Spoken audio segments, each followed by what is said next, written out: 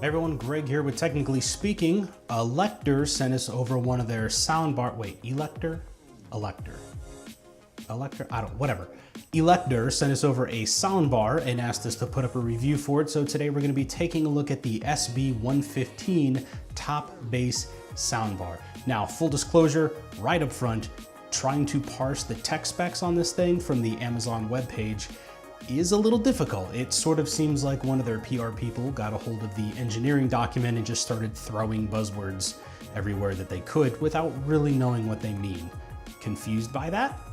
Oh, just you wait. The SB115 is a 2-channel surround sound, aka stereo, 60-watt speaker featuring the MAXX bass, and yes, that's MAXX spelled with 2 X's, world's best bass chip. You see what I mean about the PR people and the engineers? It also contains 4 15-watt 2.5-inch drivers. Now that's 4 times 15 or 60 watts, 60-watt speaker, and an additional 2 1.5-inch tweeters that apparently draw no wattage whatsoever, or less than a watt.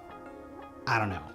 The speaker itself is 37.6 inches long, it's 3.6 inches tall, and about 2.6 inches wide, and also weighs in around 9 pounds. And the package itself comes with wall mounting hardware, table stand so you can set the speaker upright. It also has an RCA to 3.5mm cable, a stereo aux cable or 3.5mm to 3.5mm cable, and an optical cable, as well as an external power supply and a remote. In addition to all that, the speaker also supports Bluetooth connectivity, and there are buttons on the left side to control the volume, power, and select source. The setup itself, admittedly, was super easy. I used the clip stands to stand the speaker upright and the optical cable to run up to my TV. And I briefly tested Bluetooth, which worked just fine. Okay, so how does this thing sound then? Well, if you're an audiophile, you're gonna skip this, but you probably already knew that. I typically steer clear of sound bars because usually the expense just doesn't justify the usually semi-poor quality of sound that you get out of the speakers. However, the SB115 is $110 on Amazon, and for that price, you get a speaker bar that is actually surprisingly loud. It does, however, suffer a little bit on sound quality.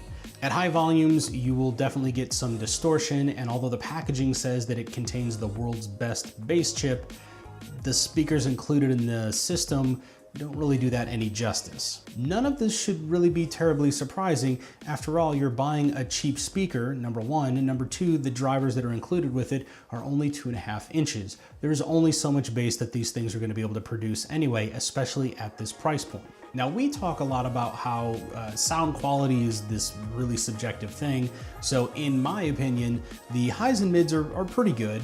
The volume definitely gets plenty loud enough for my taste. The lows are just okay.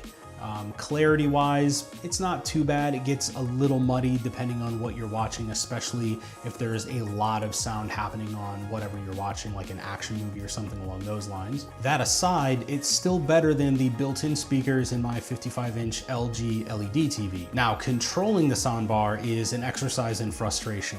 The included remote is ultra cheap feeling.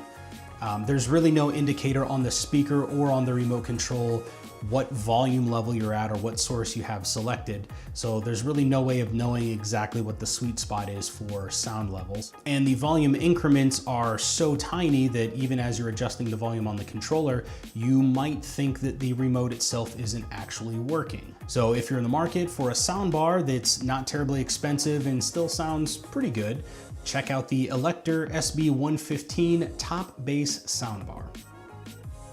All right, that's gonna do it for me this week. Thank you everybody for stopping by. If you haven't already done so, please don't forget to like, share, and subscribe. It really does mean a lot to us. You can definitely stop by every Friday around 7:30 p.m. Eastern is when we usually do our live show. Scott and I basically just pull together the week's most interesting topics and talk about them live. We take questions from the audience, and basically it's just an excuse for Scott and I to hang out, talk about tech, and usually argue about something or another. So thanks everybody, and we'll see you next time.